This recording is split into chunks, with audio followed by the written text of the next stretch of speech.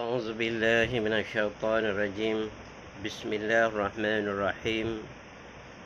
الحمد لله رب العالمين والصلاة والسلام على سيدنا محمد وعلى آله وصحبه أجمعين. سبحانك لا علم لنا إلا ما علمتنا إنك أنت العليم الحكيم. رب اشرح لي صدري ويسر لي أمري واحلل من لساني يفقهوا قولي. Tafsir Al-Quran Ustaz Ahmad Suhaji bin Muhammad.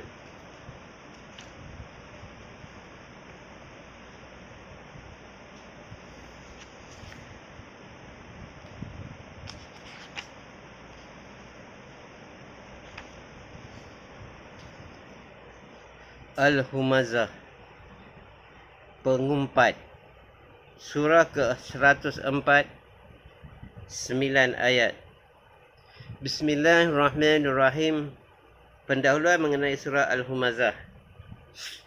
Surah Al-Humazah artinya pengumpat, iaitu surah ke-104, mengandungi 9 ayat dari jenis Makkiyah.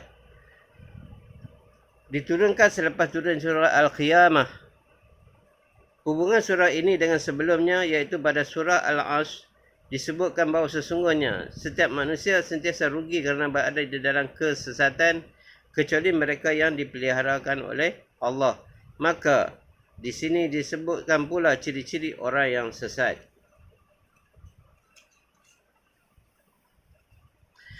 Sebab turun ayat.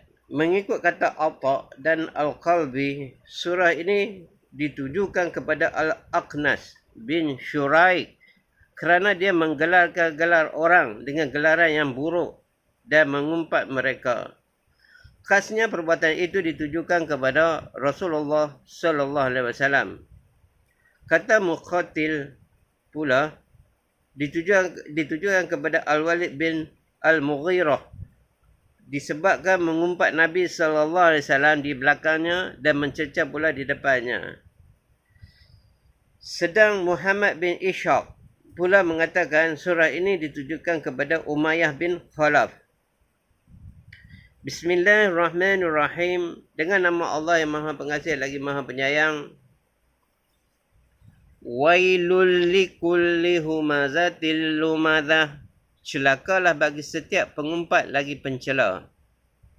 Uraiannya, Allah mengancam bakal memasukkan ke dalam neraka wil sebagai simbol kecelakaan kepada siapa yang suka memburuk-burukkan dengan mengumpat dan mencerca kehormatan orang lain atau menggelar-gelarkannya dengan gelaran yang mendatangkan aib. Semua ini menyebabkan pelakunya akan dicampakkan ke dalam neraka. Meskipun surah ini ditujukan kepada tokoh-tokoh kaum Quraisy yang sangat memusuhi Nabi dan terlampau menghina baginda serta para sahabatnya, namun ia juga ditujukan kepada umum kerana pengajarannya adalah sama untuk umum secara mutlak, bukan khusus kepada yang menjadi sebab. Alladzi jama'a malan wa addadah. Ia mengumpulkan harta dan menghitung-hitungnya. Yahsabu annama lahu akhladah. Disangkanya bahawa hartanya itu dapat mengekalkannya, yakni sebab dia mencaci orang ialah didorong oleh ketamakannya mengumpul dan menumpuk harta yang banyak. Saban waktu dihitung dan dijaga kira-kiranya. Takut kalau wang itu akan berkurang, maka engganlah dia untuk membuat khairat dan kebajikan kepada yang memerlukan bantuan. Kata At-Tabari, dihitungnya hartanya, sedikit pun tidak dibelanjakan pada jalan Allah dan tidak menunaikan hak Allah dengan harta tersebut. Hanya dikumpulkan dan disimpannya semata-mata. Kerana pada sangka si loket dan jahil ini, bahawa bertanya akan tinggal kerana pada sangka si loket dan jahil ini bahawa bertanya akan tinggal berkekalan di dunia dan dia tidak akan mati. Awas, jangan sekali-kali mempunyai sangkaan yang salah seperti itu.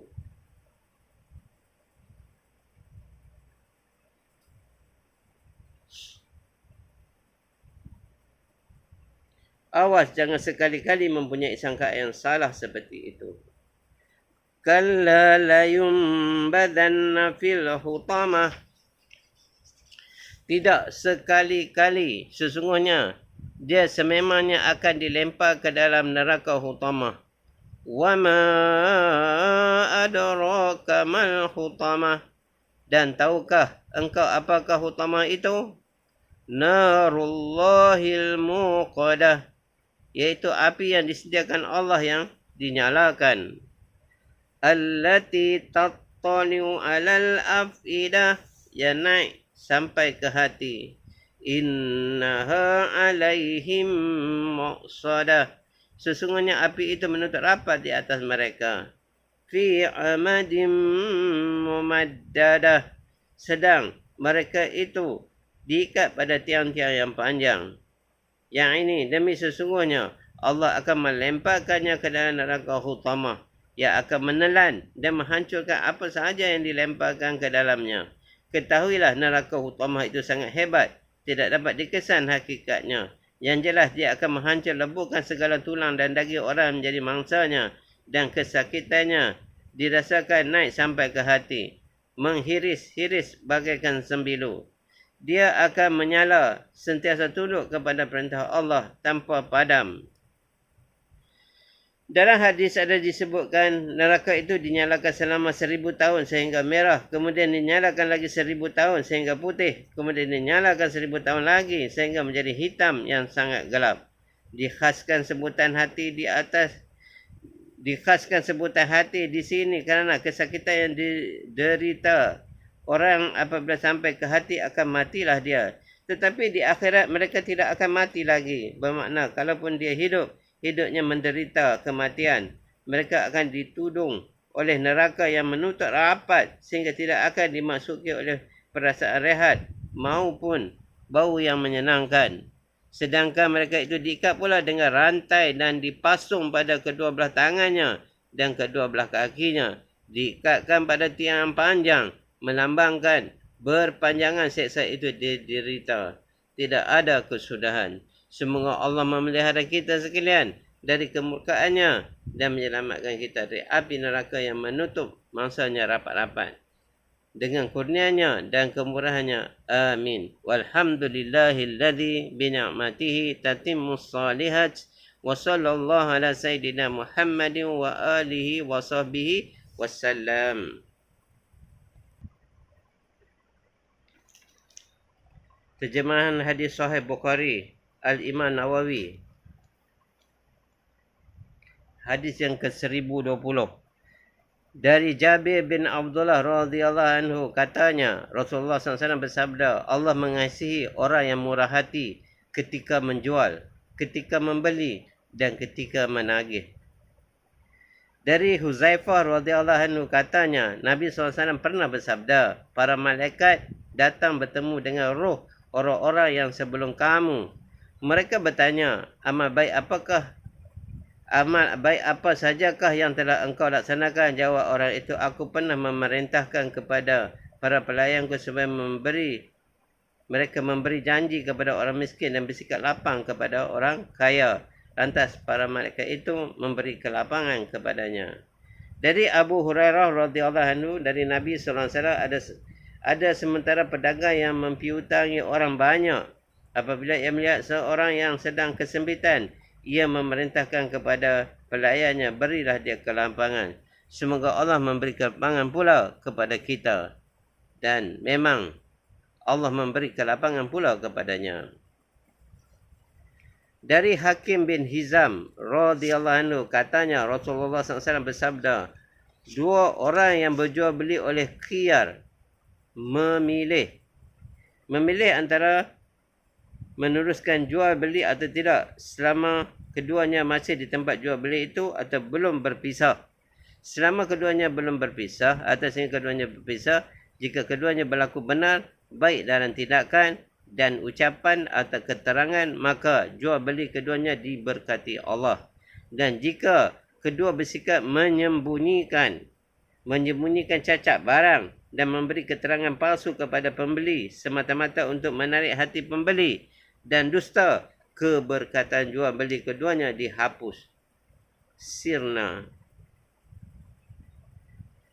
Dari Abu Sa'id radhiyallahu anhu katanya, kami pernah mendapat rezeki berupa kurma jamak, yakni kurma yang bercampur baur, dan kami pernah menjualnya satu gantang dengan dua gantang. Kerana itu Nabi SAW bersabda, tidak boleh jual beli dua gantang dengan satu gantang, dan tidak boleh 2 dirham dengan 1 dirham. Moga-moga apa yang kita baca dan dengar mendapat taufik dan hidayah untuk kita amal dan kita sampaikan insya-Allah. Bismillahirrahmanirrahim. Subhanakallah bihamdihi, subhanakallah bihamdika, asyhadu an la ilaha illa anta, astaghfiruka wa atubu ilaik.